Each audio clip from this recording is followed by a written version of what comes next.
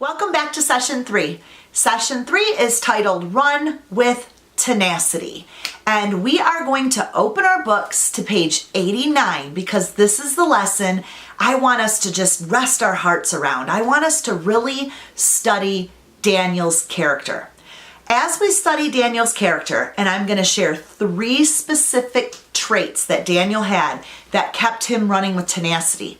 I want you to be able to think about what is going on in your life. What circumstances are you in that mimics a little bit of what Daniel's in? So we're going to talk about the history of Daniel's setting too in the very beginning.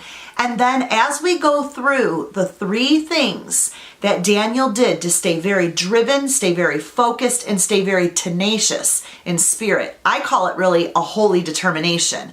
I want you to think about this week. What areas in your own personal life do you need to create a better holy determination? Do you need to create a better focus? Because tenacity means staying driven, achieving a purpose or a determination with such intense focus. Like nothing is going to derail you. You are so focused and committed to get done what you need to get done. You are so focused on the finish line. Now for Daniel, the finish line was staying completely obedient to truth and honestly staying committed to what God has called him to do. Those were his things that were pushing him to be tenacious no matter what situation he was in. He had that so stuck in his mind that he was not going to be derailed, even when he was taken into captivity. So I want us to think in today's world, all the circumstances that are kind of pushing in on us, whatever you're going through right now, what is trying to derail you? What is trying to derail you from God's purpose and his plan for your life? So let's go ahead, open up to page 89. Again, I'm going to encourage you to jot some notes as the Holy Spirit prompts you to remember something or something that's going on in your life that's lining up with something that I'm going to discuss now or in small group. Write it down. Let this book become your journal. Also, if you need more room to write, then go to the note page at the beginning of session 3 and use that for your note-taking area.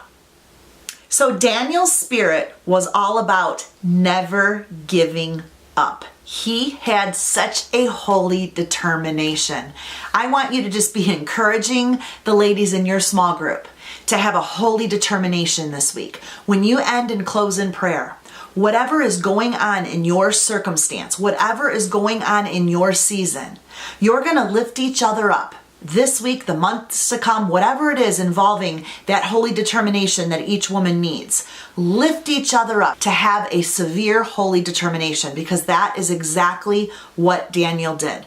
So what you will walk away with from today's lesson are 3 qualities that Daniel had to stay tenacious. And again, my heart's desire and my prayer for today's lesson is that you're going to walk away with these 3 character traits, and you're going to begin to run them out in your life, regardless of what your circumstance is. Okay, so a little history about Daniel. In this setting, Daniel was so challenged to stay committed and obedient and not be derailed from King Nebuchadnezzar. This setting was during the Babylonian time. And at this time, King Nebuchadnezzar was going to lay siege on Judah for the 3rd time. And from what I understand, don't know the exact age, but looking in some of my concordances and everything, Daniel was a very young boy. And he was forced to live in Babylon. And he went there with a few of his companions. And at that time is when he was beginning to feel the confliction of having to stay obedient and committed to what he knew in his heart was right, to what he knew he needed to be devoted to. And he was coming up against all different kinds of delicacies, the king's delicacies, the king's ways. And the number one thing that I totally admire about Daniel is that during his captivity, he knew that he was not going to get derailed from the truth and from all the promises that God laid out for him. He kind of knew in his heart what his promised land was, even though he was not living in it. And I think that's such a great lesson for us. We need to dream up what could be and should be. We know what our promised land needs to look like. We know what God is showing us, whether it's in a vision or something that he's saying, this is what it's going to look like. We're not there yet. You're living here. You're in a season that looks like this, kind of like Daniel. He was forced to live in Babylon. He was under King Nebuchadnezzar at that time. Everything was trying to derail him from what he knew was right. And I believe that happens to us in relationships, hard times that we're going through in our job, or hard times that we're going through spiritually or physically within our own spirits. You know, when those little pebbles get stuck in our soul, we begin to feel all of this tension. We begin to have the King Nebuchadnezzars in our life. And what we're going to learn today from Daniel's lesson is that no matter what, he was never derailed.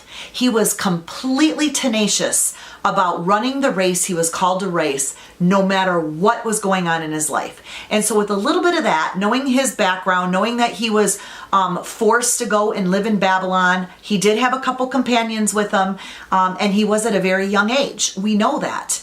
We also know that he knew what was right and wrong. He knew how to walk the straight and narrow. And in our sense with the book, we know how to run. We know how to run out what's right. Now, here's the hard part. When we get pushed up against a rock in a hard place, when we get pushed up against a King Nebuchadnezzar in our life, it's really hard to run out what's right. It's really hard to run with a tenacious spirit. And so I just want to share 3 training qualities that Daniel had in his life that kept him running. So if you're watching this and you're a young mom, if you're watching this and you're coming up against some serious struggles in maybe your marriage or some relationships or some big dreams, some big promises, that kind of promised land picture God has positioned in your heart. If you know that and you can see that clearly, but you know that you're running up against those King Nebuchadnezzars, I want to share with you these 3 truths that Daniel remained committed to. And this was how he was able to finish strong. He was able to complete everything that God called him to do. So let's go ahead, open up our pages again to page 89, and let's zoom in on the first quality trait that Daniel shares with us. So in Daniel 1:8, it says, Daniel stayed devoted. He resolved and purposed in his heart that he would not quit and he would not defile himself with the portion of the king's delicacies. Now, in this verse, I think it's very, very important for us to see the words resolved and purposed in his heart. And what I'm encouraging you ladies to do is take something that you are having a very difficult time with and put it down on the paper. Write down what your King Nebuchadnezzar is. What is trying to derail you from staying so focused and fixed on the truth? Staying so focused and fixed on finishing strong. What is trying to get you off track? And write it down. It could be something, again, in your relationships. It could be something personal, a goal that you have. Maybe it's a health goal. Maybe it's a spiritual goal. Maybe it's something, again, within your marriage, a relationship, your job, a ministry goal. Whatever it is, write that down. So it's kind of like writing a dream out, a vision down, or a goal out. Right after you do that, I want you to just kind of put down in paper what we just learned. Resolve and purpose in your heart that you are going to stay so focused on what God's called you to do. I'm going to give you a funny example. It's going to be a quick story, but during the time that I was writing this lesson in the Run book, I had taken a break and decided to go run up to Tim Hortons because I had to go pick up one of my girls from school. So during that time, I'm in the drive-through line. I just ordered a dark roast coffee, and they came over the intercom and said, it's going to be a minute. We're having a problem with our coffee machine, so could you just pull forward?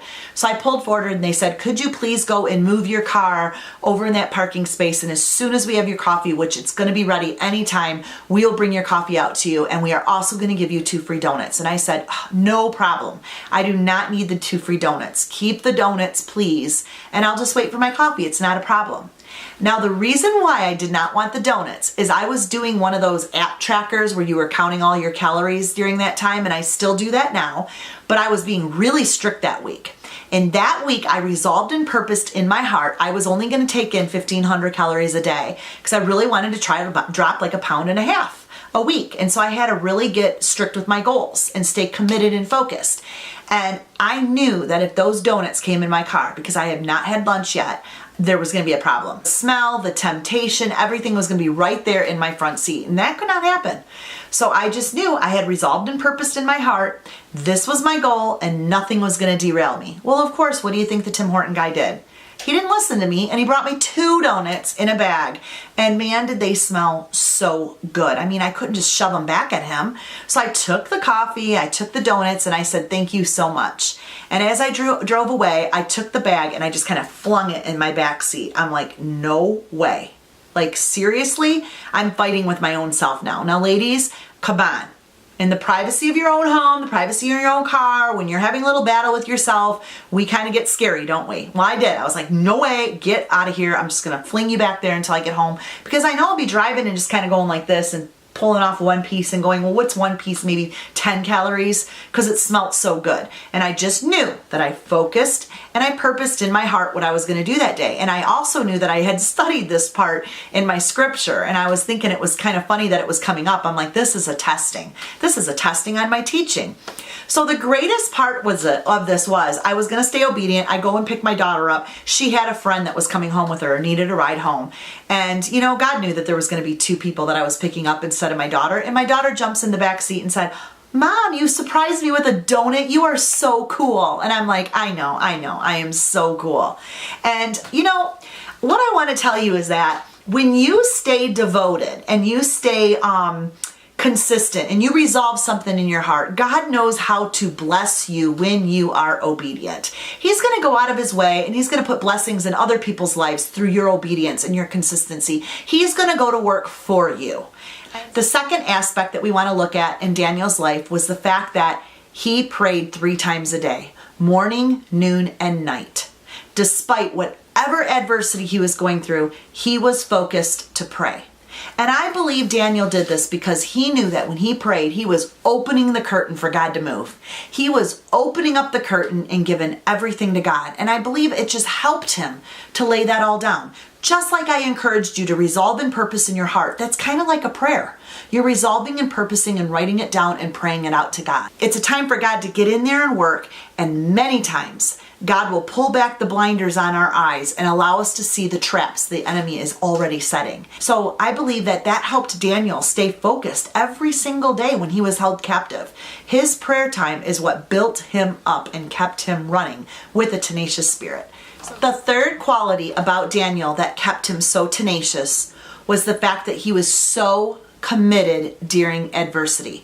And you have heard me say that over and over through the other 2 characteristic traits. But what I want you to understand in number 3 is that he was unshakable. He was unshakable regardless of what was prowling around him. And you've heard me talk about King Nebuchadnezzar being that one that's going to kind of get us off and derail us and tempt us and get us away from the truth. Well, that kind of happened to Daniel when he was in the lion's den. There was a trap set for him. And I believe we will come up against traps in our life. But here's one thing that kept Daniel unshakable, is that he knew God's provision and protection and purpose was over his life. That kept him unshakable. So when we go back to resolving and purposing in our heart what we know we need to stand strong on, what we know we need to fix our eyes on, we need to know that when we have that resolved and purposed in our heart, that whatever trap is set for us, whatever lions are prowling around us that are trying to attack our emotions, that are trying to attack our wisdom, we have to know right now that those lions will not touch us. There will not be a scratch that comes over us because God has protected us and he has called us to a strong purpose. And many times when we are in our lion's den, it is to magnify our God. And let me tell you what happens at the end of this whole story in Daniel is that King Nebuchadnezzar knew that Daniel was all about magnifying his God. And if Daniel was all about magnifying his God, in the end, King Nebuchadnezzar was magnified by how big Daniel's God was. He was illuminated by the power of Daniel's God. And that was only because Daniel resolved and purposed in his heart. When Daniel was having a hard time, he stuck to his routine and habit of prayer.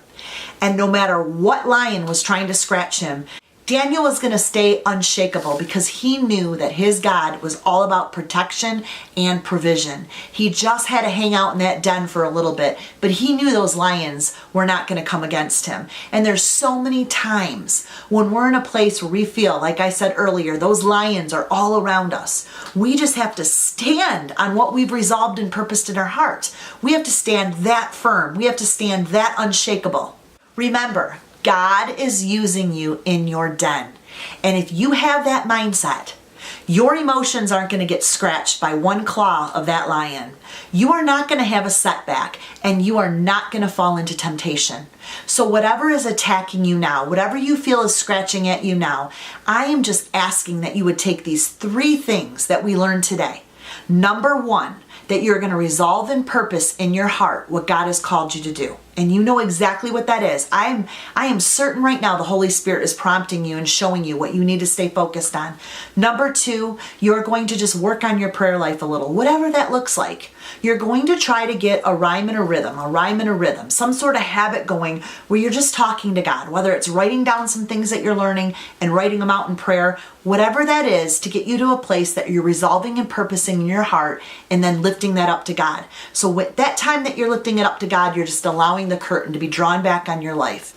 And the last thing I want you to recognize is when you remain unshakable and you know that God has a huge plan in your life and you're going to stay committed.